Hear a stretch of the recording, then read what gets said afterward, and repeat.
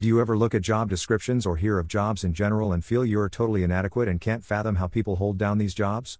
I'd honestly consider self-termination if I had to consistently do even half of what my profession includes on paper. We want you if you are always happy, available at all times, are a team player, work overtime, never curse, fast-paced, results-driven, search engine optimized, recent oil change, 0 to 103. 5. Heart of the family, excited to breathe air, put up with abuse, never drink or smoke and have no friends, extreme social skills and comforts, boatload of technical skills, never use bathrooms, we have removed them, never late, never sick, we want you to be family-oriented but always prioritize us over them. Traditional but modern, free thinker who cannot question anything, creative but not game-changing creative, must love eating lunch at your desk. Sometimes bosses actually expect the job description of you. More often than not they just throw everything into here that they would like an employee to have. But it's not really what they expect. They know just as well that that's not realistic.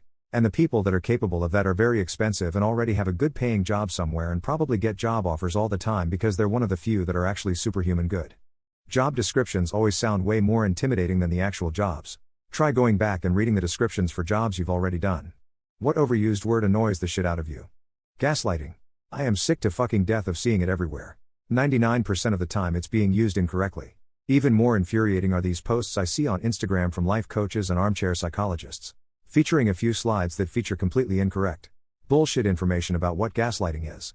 All the mental disorders ones. Sorry for being bitter, but I spent 20 years of my life miserable because people would not acknowledge these type of disorder, and then when things start to get better we get an avalanche of people self-diagnosing saying they have OCD, or depression, or anxiety, or even autism. And that's when they are not just saying it in complete bad faith to mine some attention. And then we are being pushed to the very same place we began. With mental disorder not being taken serious because of that. Literally. But mostly just for actions that have no possible way of doing figuratively. I literally went to the store today. I'm literally so scared right now. That was literally so delicious. Makes me want to punch a wall. Also, people not knowing you're in your.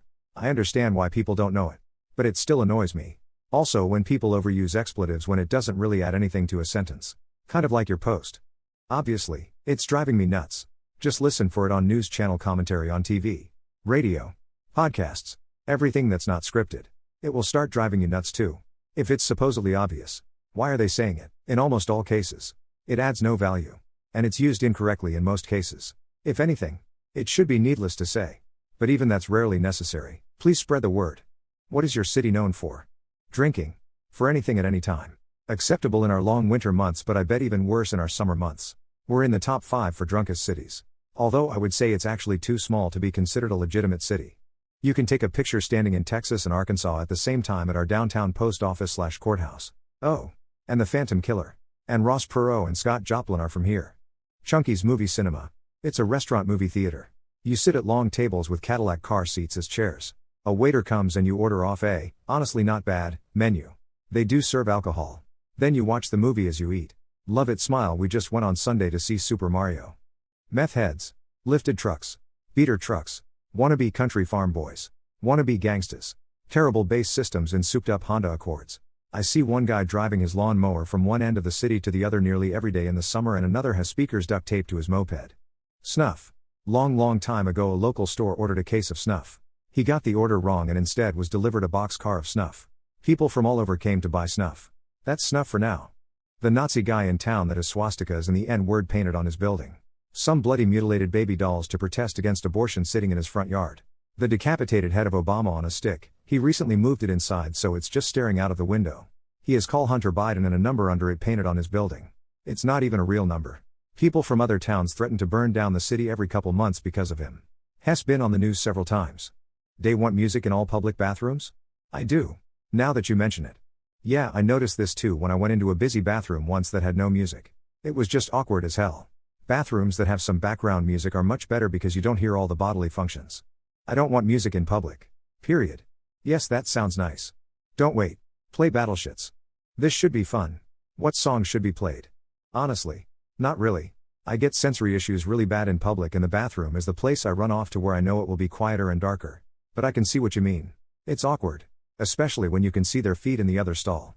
At one bar I go to, Buffalo Bill is painted on one stall, and when the door opens a censor starts the Goodbye Horses song.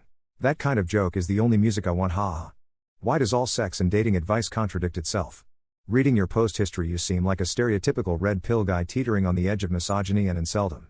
You're not even 21 yet. You haven't hit up the bar scene.